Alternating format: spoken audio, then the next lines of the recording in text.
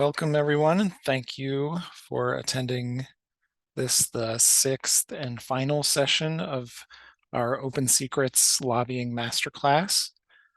My name is Dan Auble. I'm a senior researcher at OpenSecrets, and I manage our lobbying and revolving door projects. Also, thanks today to our media team who helped put this together and will help run the Q&A at the end. Speaking of which, we will have a good amount of time at the end for questions, so please do drop any questions you have in the Q&A feature of Zoom, and also note that we are recording this session and we'll post it later in case you miss anything. We'd also like to thank the Omidyar Network for their support of this series, as well as our work in general on taking advantage of a combined state and federal lobbying data set. For anyone who may be unfamiliar with OpenSecrets, we are the leading money in politics data organization. We are nonprofit and nonpartisan. We collect disclosures both at the federal level and throughout the 50 states. Data sets ranging from campaign contributions to spending on ballot measures in the states. We create data around the revolving door. We do things around outside spending and, of course, lobbying, which is largely the focus here today. This series was conceived as a way to educate journalists on what data is available and how to use lobbying disclosure reports in your work. Today, we'll focus on the lobbying activities of ideological groups by using a couple examples, specifically looking at guns rights and gun control and the abortion issue. There are some ways that the typical activities of these types of groups differ. So today's topics will range a bit further from lobbying than we have previously, which is also just a good opportunity to familiarize you with some of our other money in politics data sets and tools that we have. And I will talk a lot about the basics of lobbying data, but I would encourage you to watch our previous sessions, especially the first one has a more thorough introduction of the details of what's reported and where to find it, as well as the subsequent sessions. In each one, we kind of tried to focus on a little bit extra on another aspect, whether it be campaign contributions made by registered lobbyists, or the revolving door, or a little bit more on how to use the search features. So it can be useful to go back and look at all of these sessions if you haven't seen them already. But again, I'll just reiterate that before I jump in that use the Q&A function for any questions you have, and I'll try to answer them at the end. And with that, I'll get started, starting with kind of a what is lobbying and what type of data do we generally have and how can it be used. We have state level data for 19 states since 2015. There is also some data going back to the early 2000s from kind of an inconsistent mix of states, depending on where the data was accessible. But since 2015, we do have that nice consistent group of states, which gives us a comparable data set or information across the years since 2015. Now you may be saying only 19 states, what's up with that? The reason we have some states and not others is mainly based on where we can tell who is making the compensation expenditure. And compensation is really talking about who's getting paid and who's doing the paying for lobbying activities. And that compensation money accounts for the vast majority of lobbying spending. Some states will also include in their disclosures spending on things like meals, or if gifts are allowed, transportation, that kind of stuff. But the compensation for actual lobbying is both most important for our purposes and relevant, and also makes up almost all the money. And at the federal level, that is actually exactly what gets reported. Only direct lobbying of government officials and expenses related to that gets disclosed. We do have basic registration information for all states, but you won't find that on the website. So if that data might be useful to you, or you find that there's not data for your state, please do get in touch with us and we can help you get a hold of it and use it. Now, last year we did a review of all 50 states and published a lobbying disclosure scorecard, which we should also link to in the chat. That scorecard nicely summarizes the main aspects of lobbying disclosure for each state. How much information we get about who's paying and being paid, how timely the disclosure is, and how easy it is for the public to access it. So we talked about the compensation aspect of that, like how much money is changing hands and who's spending it. In terms of timeliness, there's a big range among the states. Of course, some are semi-annual, some have monthly or quarterly. So there's a lot of variation there on what's available and how quickly. And then in terms of accessibility, the formats range a lot, from some that where you have to download file by file what you want, to more modern searchable websites that are more accessible to the general public. But then there are also some that have APIs and bulk data downloads. But at least until recently, there are even some states where you need to actually go to the Capitol building to access the reports. Now that's mainly talking about the states. The federal data, by comparison, is pretty accessible and clean. We have data going back to 1998 for federal lobbying. And as I mentioned, the dollar amounts and activity reported there refer only to direct contacts with government officials. That's the legal definition of lobbying at the federal level as laid out by the Lobbying Disclosure Act. But the lobbying section of OpenSecrets includes pretty much all the information that gets disclosed on those quarterly Lobbying Disclosure Act filings. And we also provide links there back to the original reports if you want to verify or look at the original filing. So now I'll move on to the topic for today's presentation, which is ideological groups. What do we mean by that, and who's included? For those of you who attended some of our other events in this series, we focused mostly on economic interests and business interests, what we often call industries, like healthcare and big tech and energy and the like. And it's true that those business interests do spend most of the money when we talk about lobbying, especially federal lobbying. But there is this other category where the groups are focused on a single issue like gun rights or abortion. And ideological groups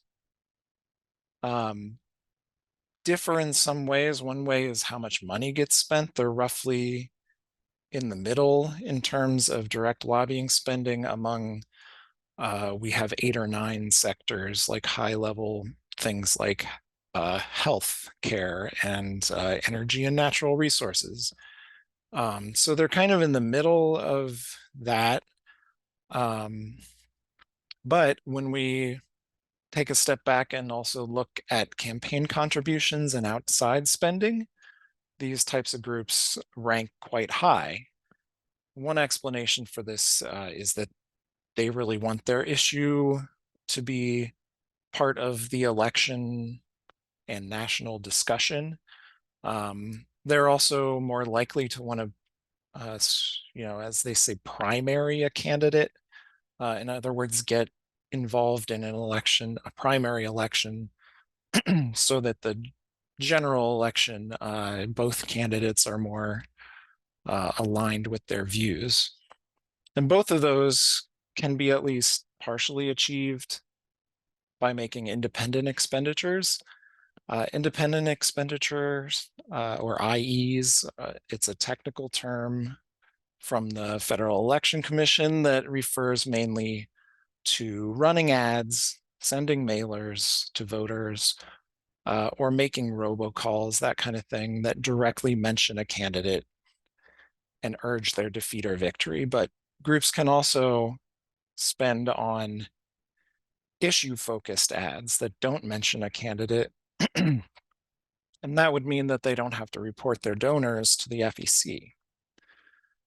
Well, that's much less of an issue or a tactic these days, because now we have super PACs, which can raise and spend unlimited amounts. And there's also like a dark money avenue where nonprofits or LLCs can be created and often transfer money around to obscure its real source before contributing to something like a super PAC that can then spend the money on IEs targeting specific candidates without really any meaningful disclosure of the original source of the money. And in many states, at the state level, they can also get involved in ballot measures where the voters get to directly decide whether to enact new policies. In addition to all of this, another extremely important way they can flex their political muscle is via their membership. Groups like the NRA or Planned Parenthood or even the AARP have huge lists of donors or actual members that they can contact and encourage to do things ranging from contact your member of Congress or your state legislator, or urge them to attend a march or an event, or even just to give money, contribute to the cause. For the most part, these activities are not captured in filings like the campaign or lobbying forms, but they're a huge reason that these groups can be so successful. So just keep that in mind when you maybe look at a group's lobbying spending and it doesn't seem very impressive, for instance. Those are all reasons why maybe the lobbying is less extensive. Now, to move into some actual examples, let's start with gun rights versus gun control. And let me share my screen again.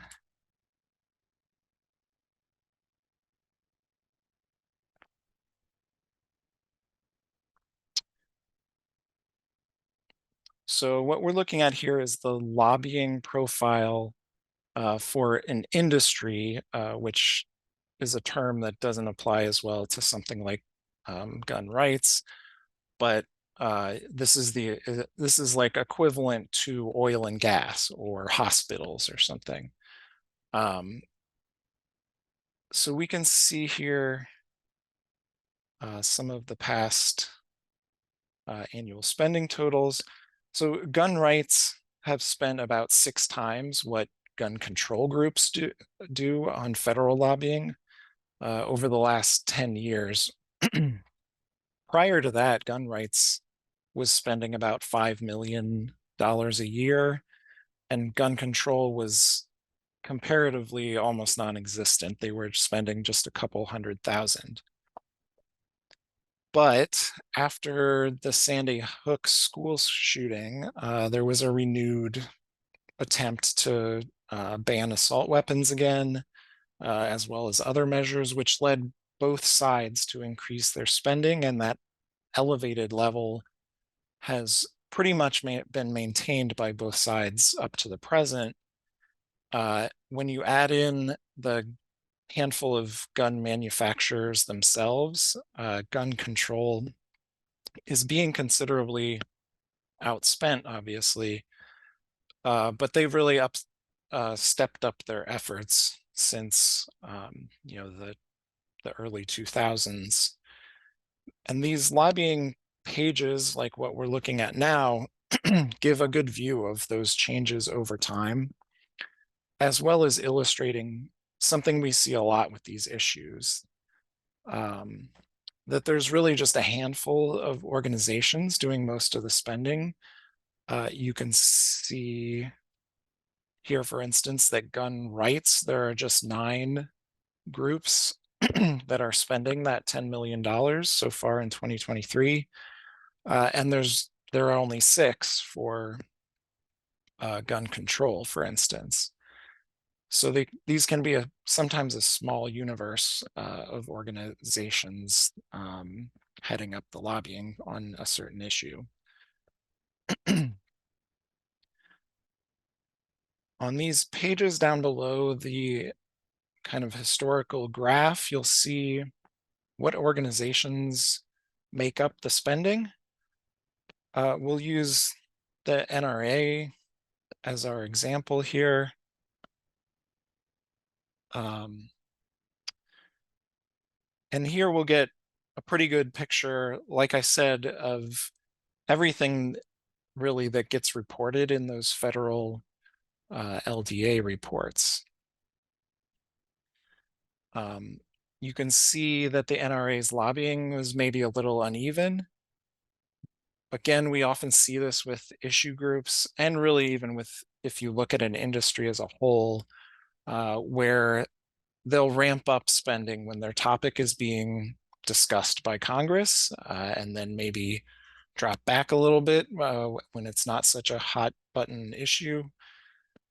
In this case, it's probably also because the NRA has had some internal issues as an organization. They've been going through a bit of a crisis involving scandals about connections to Russia and some of their like internal finances and spending. But of course, included here is also the number of lobbyists that they have. You can look at who those individuals are on the lobbyist tab here, and whether they are have been through the revolving door, which is what this little circular arrow icon is. That just means that that person has worked in the federal government in the past, which of course can sometimes be interesting if they worked for a certain congressional office that is relevant to the issue, or in an agency that regulates this kind of thing. You can also see what lobbying firms they hired. The NRA, unlike a lot of organizations, a lot of groups hire outside firms, even if they have their own in-house lobbying team. Most companies, for instance, end up hiring outside firms, even if they have an in-house operation. But over the years, the NRA has kind of brought everything inside, which is more common for an issue-based group where they have a lot of expertise on the issue already in-house.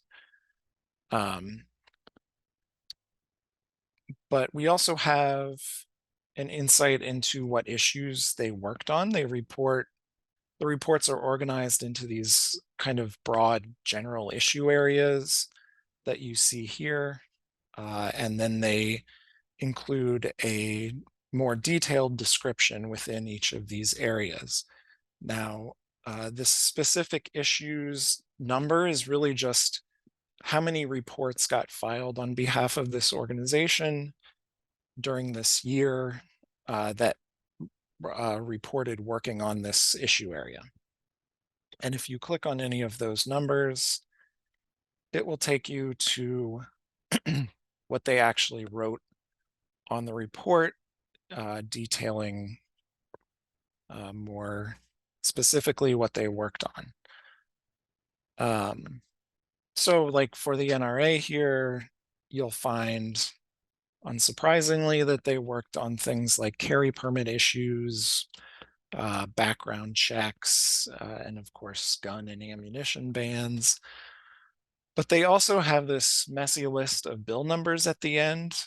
I will say that they are actually supposed to include the title of the bill, but many groups often don't do that. But you don't have to go look up the name of what each of these bills are or remember the numbers. We pull those out and attach them to the correct bill, so you can see a nice list of everything the NRA has lobbied on so far this year in terms of legislation. If you click on the bill numbers here, you'll see every other group who also lobbied on that bill, which can be useful for getting some insight into like who their allies may be or who else is treading the halls of Congress in opposition to what the NRA may be doing. And the other important thing we have is what agencies they contacted. Now, pretty much every single report lists the House and the Senate, because if you're lobbying on an issue, you're going to contact Congress in some way. But we also get to know what parts of the executive branch they're targeting, which can be useful. The ones here for the NRA are maybe what we would expect, but if you see something there that you didn't expect, that can be interesting. This can also help you if you maybe want to do some FOIA stuff. This can help you target it. It may help you decide which of your sources to contact about what a group is working on. And just it allows you to say the NRA did lobby the ATF on these issues. So the agency information can also be pretty useful. Now, going back to the kind of lobbying profile for gun rights in general, you'll see under the historical graph this handy campaign contributions from this industry link, which will take you here to our interest group summaries, where you'll find information about how they're getting involved in election campaigns. And this will detail who from this industry is spending the most in terms of giving to campaigns or outside spending, as well as who in Congress is getting the most money, also candidates who maybe don't get elected but are getting money from this issue or interest group. So this will give you an idea of where the money's going and where it's coming from. I'm just touching on this briefly, excuse me, because I want to also highlight something we put together a couple of years ago and are updating regularly, is this gun issue spreadsheet. And from this spreadsheet page, you can pop it out into an actual Google spreadsheet. This spreadsheet goes into more detail even than the interest group profile that I was just showing you. In some ways, it's superior in that it pulls all kinds of things like both the state and federal contributions together, all in this one place. Also lobbying and outside spending and a list of all the recipients and everything. I think one of the very useful parts of this is that it's showing side by side in a lot of places what gun rights is doing in terms of contributions and how much money versus gun control in the same sheet. So you can kind of compare them and total them up pretty easily. I'll also mention that we are undertaking a project to create more of an issue center where we'll cover a lot of different issues extensively. We've kind of dipped our toe in that water so far with a look at cryptocurrency, but we're also going to do one on guns as well as other issues. And these will just involve a lot of more kind of a combination between reporting and data work that they'll have a lot of context and history about the issue as well as some data and visualizations. So I would encourage you to keep an eye out for that. So I mentioned independent expenditures and outside spending earlier. And I do want to show a little bit of that since that is a major strategy of the NRA, at least recently. If you go to our outside spending section, which is under the elections and fundraising data menu on the homepage and every page really, you can get to a National Rifle Association profile, which will include, of course, summary information about how much they spent and who gave it to them and whatnot, but also like who they targeted. And you can see in 2020, when they had a relatively low lobbying spending, maybe they shifted strategy to worrying about the presidential election because between attacking Joe Biden and supporting Donald Trump, they spent about $16 million on that election. So that's another thing to look out for. Now, I'm going to kind of transition over to talk about abortion a little bit to illustrate the resources we have at the state level. Of course, the abortion rights issue has recently become even more magnified in the states now that the Supreme Court has kind of removed the barriers to a lot of activity at the state level on this issue. For state lobby spending, we need to switch over to followthemoney.org. OpenSecrets, which historically has focused on the national or federal money in politics space, and the National Institute on Money in Politics, which has historically focused on state level stuff, merged a few years ago, and we're in the process of also merging our state and federal data, both behind the scenes in a lot of database stuff, but also on the OpenSecrets website, where combined data will start to show up over the next coming months and year and beyond that even. And in fact, another thing to keep an eye out for is we have a combined lobbying page that should be ready to share in the coming weeks. So again, just look out for that. But for the time being, followthemoney.org is where to go for state level lobbying and contributions. Now, the best way to get started on followthemoney.org is using this Ask Anything tool. And we're going to focus on lobbying, of course. So we'll just switch to lobbying, and we'll look at these recent years. Like I said, we have a pretty solid and consistent data set since 2015, so we'll include those.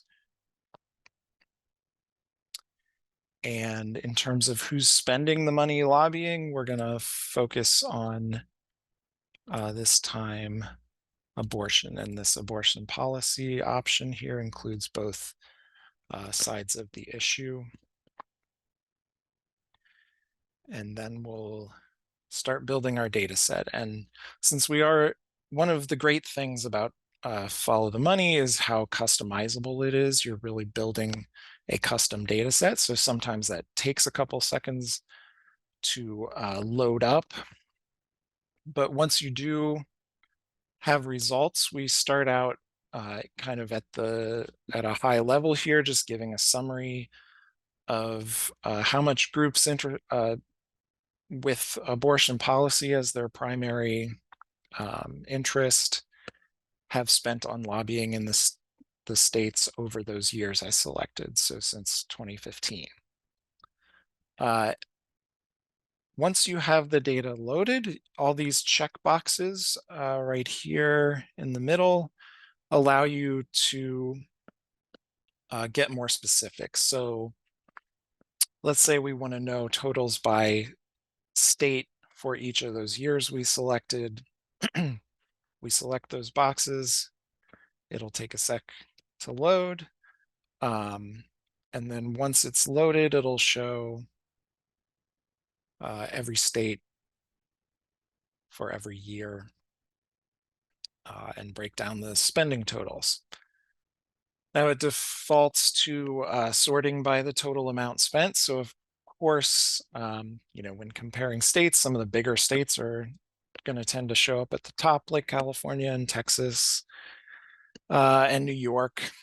But you can sort by any of these columns. You can also narrow down to a specific year if you don't want to see all the years, or select the state you're interested in. So you start with a wide focus and then kind of build the specific query that you would like to see.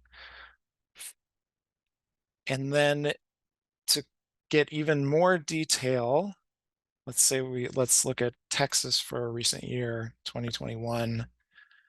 If you click on that magnifying glass over at the left, it'll narrow down, change your query. Up here at the top in the green bar, you're always going to have this nice sentence that lays out what exactly you're looking at, and you also have the ability to change it through there as well. So right now we're looking at Texas for 1 year. And at this point, maybe we want to know who's spending that money lobbying in Texas that year from the abortion issue universe. And so now we get to see what the organizations were that lobbied and how much they reported spending. In this case, like I mentioned, that this industry level of abortion policy includes both sides. We can probably guess which side most of these are on, but if you add this business classification category, it'll add the most specific level of description of the group's focus. So like classification, industry, and sector are just a hierarchical system going from a very specific classification of pro-life up to, either side of the issue is going to be included in abortion policy. And then sector is a big group that also includes gun groups and all kinds of other issues. Now, at the state level, we also have contribution data, of course. You can start over with a new Ask Anything and select contribution data. We're interested in just the state, and you can select your industries and years just like we did for lobbying, and see a similar output where you may be able to, or where you are able to break things down by like how much did these groups give to candidates and parties, obviously, but then see which, see a breakdown by Democrats versus Republicans and that kind of thing. But I'm kind of glossing over this because I really want to highlight a feature that we have already integrated into OpenSecrets.org, and that is our ballot measures feature. Ballot measures are, policy proposals that get placed on the ballot, and then voters get to decide directly whether they're approved or not. So there are committees created that spend a lot of money trying to influence whether those get approved or not.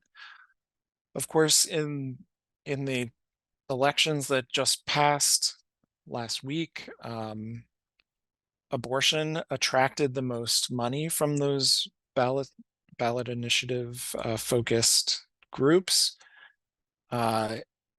Down here at the bottom, we break things out by topics, so you can see how much was spent in the various states on each of them.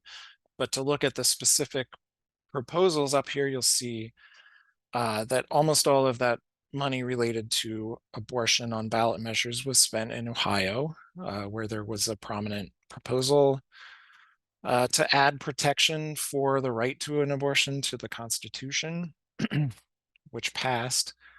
And you can see this, the ballot measure that's attracted the second most money this year was actually related to that same issue. This was spent in the special elections in Ohio earlier this year, and it was a measure basically trying to keep this more recent measure off the ballot last week, which did not succeed, obviously. But if you click on any one of these ballot measures you're interested in, you'll see who spent the money in support or opposition of them, how much they spent, and then clicking on one of those names, you'll find out who funded them to do that spending. And it's kind of interesting. In this case, we get a good example of some actual individual people who made big contributions to the ballot measure committee. But also, in addition to like Ohio-based groups, there's a bunch of national groups that got involved in Ohio politics, like the ACLU and Planned Parenthood and the Open Society Center. Now, going back to this main page, I do want to note, and it's noted on this page at the bottom, but do be aware that you should be wary of adding together totals from different ballot measures in this list, because some ballot committees in some states spend on multiple ballot measures, but report one number. So there could be double counting here. In this case, we're pretty safe because we saw that the groups spending on it are clearly focused on that one issue. But sometimes for groups that are more broadly liberal or conservative, they might have multiple targets in one election or multiple measures on one ballot that are about the same issue. As always, please feel free to contact us anytime you have any kind of questions about that kind of stuff, and we'll be happy to explain in more detail or try to get you data that better matches your needs. And along those lines, something I forgot to mention when we were looking at lobbying on Follow the Money, while we have spending data for 19 states, we do have registration data about just basic who's operating in that state, even though we don't know much about what they're working on or how much they're spending. So we have registration data for all 50 states. You won't find it on the website though. So again, please reach out to us if you don't find the state you're interested in on the website, or if you think that information will be useful, we can get you a data set that hopefully will be helpful to you. Now, I do want to just very briefly touch on the topic of Israel and the Middle East, since we're talking about kind of issue-based stuff. This is an excellent example of the less direct use of power, political power. So one of the more well-known players is AIPAC, for example. That's the American Israel Public Affairs Committee. Note that the PAC part of that name doesn't stand for Political Action Committee. And until recently, they did not have a PAC, so we fielded a lot of questions about like, why can't I find AIPAC in the PAC section of your website? They do now have a PAC, and in fact, they have sponsored or funded a super PAC called the United Democracy Project, which they gave $10 million to in the 2022 election cycle. And one of the things that group did was target primaries, like I mentioned, to try and limit candidates who were less supportive of the pro-Israel viewpoint. So again, even though pro-Israel groups as a whole topped out in federal lobbying in 2018 at about $5 million, it's usually lower than that level of spending. And that's certainly enough to run an effective lobbying campaign, but it's nowhere near the like 9-digit sums that other industries or interest groups spend annually. So this is just another case, as I've tried to highlight throughout, that especially with issue-based groups, strict lobbying spending doesn't always tell the whole picture. They project their political power through other means sometimes. So if you don't see an impressive number in lobbying, it's worth looking at what other strategies they might be using. And I've tried to kind of highlight those as I went. But also remember that all of these avenues that I've talked about reinforce each other. Having supported candidates in an election or having a reputation for targeting candidates that disagree through campaign contributions and other means can give you leverage when you come into the lobbying stage of the process, even if they don't have to explicitly say, I gave money to you. These things all reinforce each other as interest groups try to get their policies implemented or stop things that they don't like. So I do want to leave plenty of time for questions, so I will kind of wrap up here.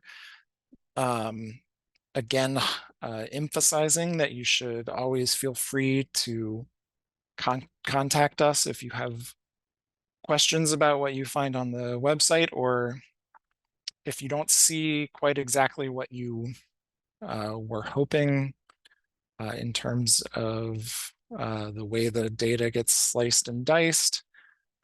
Feel free to reach out to us and we can talk about custom data sets or answer your questions about maybe why we don't have, or why that information doesn't exist.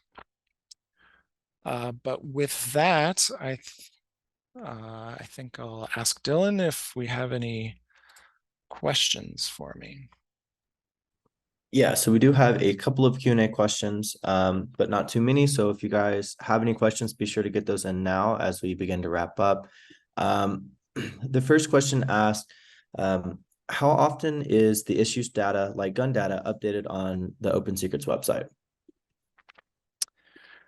Yeah, so for lobbying, we're talking about a quarterly deadline in terms of the federal data. The states all have a variety of deadlines, of course, and everything everything varies from state to state from their rules about what gets disclosed to, in this case, how frequently that happens. So anyway, for federal lobbying, when there's a quarterly deadline, which will next happen in January, and then April, July, and October, it takes us a couple days to process the data and get it up on the website. But that data is updated quarterly. Things like outside spending as we move into the actual election year will be updated pretty frequently, and campaign data gets updated more or less monthly. There's filing deadlines that some people file monthly and some people file quarterly. So we're trying to manage those deadlines, but more or less there's updates on something like a monthly status. And like that gun spreadsheet that I referred to, we try to keep up to date whenever any of the various data sets in there gets an update as well. Okay, And and we're oh, sorry to talk over you there, but at the state level as well, like we have a team that's constantly downloading whatever's available and getting it up on the website as quickly as we can. So we try to keep things up to date. okay, and our next question is, under the bills and legislation data, does the data show you the details about what organizations were lobbying on in a specific bill, or is that something they're not required to disclose? Yeah, so again, to highlight some of the differences between state and federal, at the state level, we get very little usable information about issues and bills. So there's not much information there. But the federal bill list that I showed you, we will know who spent money lobbying on those specific bills. Like I said, you can look if you're interested in one piece of legislation, you can you can search for it from our unified search in the lobbying section. And when you get to the page for that bill, it'll have a list of everyone who lobbied on it. What we can't tell, and this is true for any kind of issue as well as the bills, is exactly how much money was spent lobbying that particular bill. Because like you saw, the NRA listed dozens of bills, but but they just report this is how much we spent for this quarter on all of our lobbying. So we don't know how much gets spent on a specific bill or issue, but we do know who is targeting them. Okay, and this is the last question on our Q&A. Reminder, if you have a question that you would like to get in, go ahead and get that in now as Dan answers this last question. So this person asked, does the ballot measure tool include ballot measures from all states or just the few that disclose the information about lobbying? I believe we have data in there for any state that has ballot measures as option. Like I know in Virginia, where I'm from, they don't do ballot measures, but states that have ballot measures and have disclosure of the money of political committees will be included in there. That 19 state number is really just for lobbying. Like anything more broadly campaign, we have a much more complete set of states. All right, great. That is all of our questions then, Dan. Great, thank you. So I'll just finish here by mentioning, since many of you are probably journalists, that we are very interested in doing various types of partnerships with media organizations and journalists. So if you're interested in that, please reach out to us and we can see if there's any kind of cool projects or other types of partnerships we can undertake together. But with that, I will say thank you all for attending and have a great afternoon.